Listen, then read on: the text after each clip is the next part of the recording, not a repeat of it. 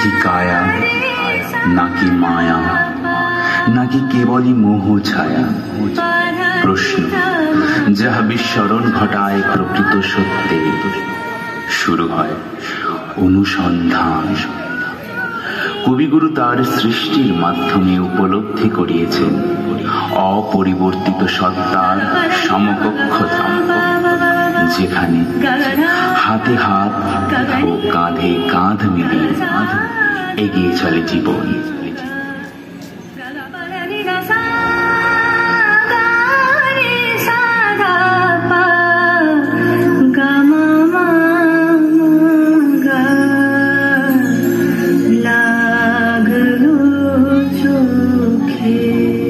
চিত্রাঙ্গদা।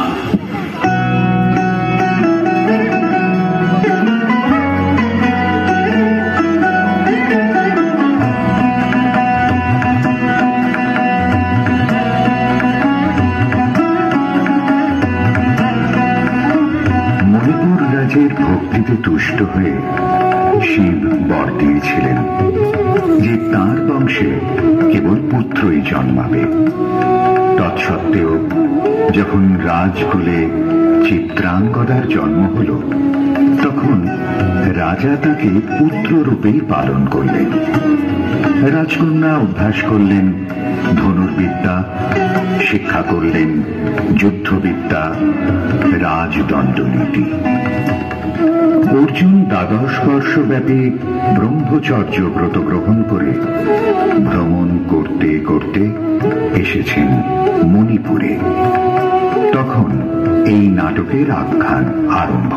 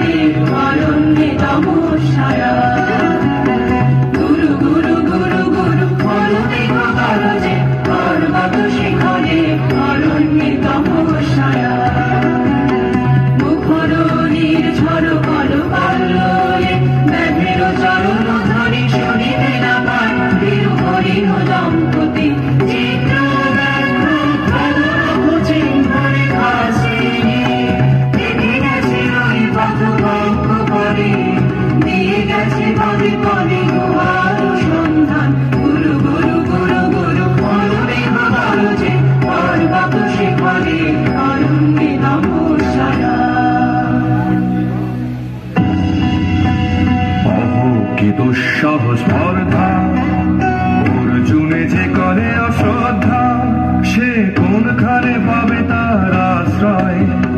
অহ কি দুঃসহ স্পর্ধা!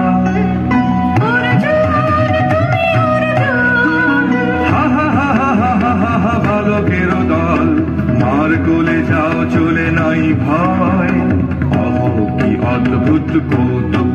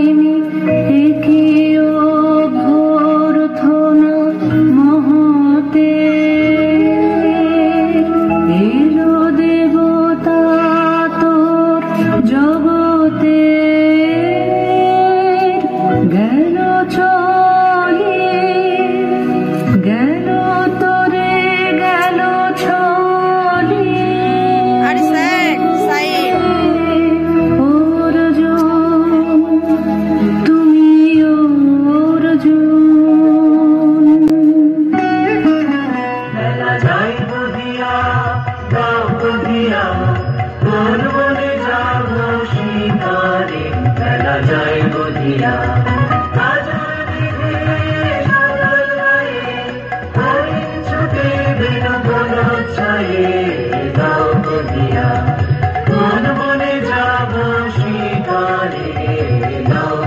বলিয়া থাক থাক মিছে কেন এই খেলা,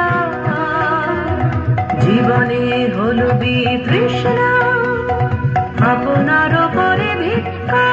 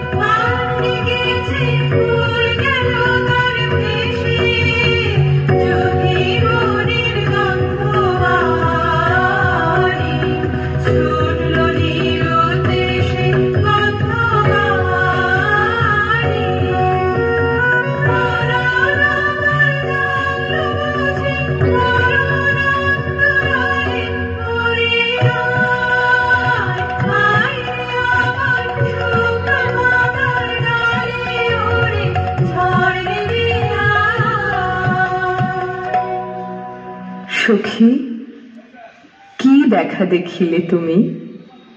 এক পলকের আঘাতেই খসিল কি আপন পুরানো পরিচয়? রবি করপাতে কোরকের আবরণ টুটি মাধবী কি প্রথম চিনিল আপনারে?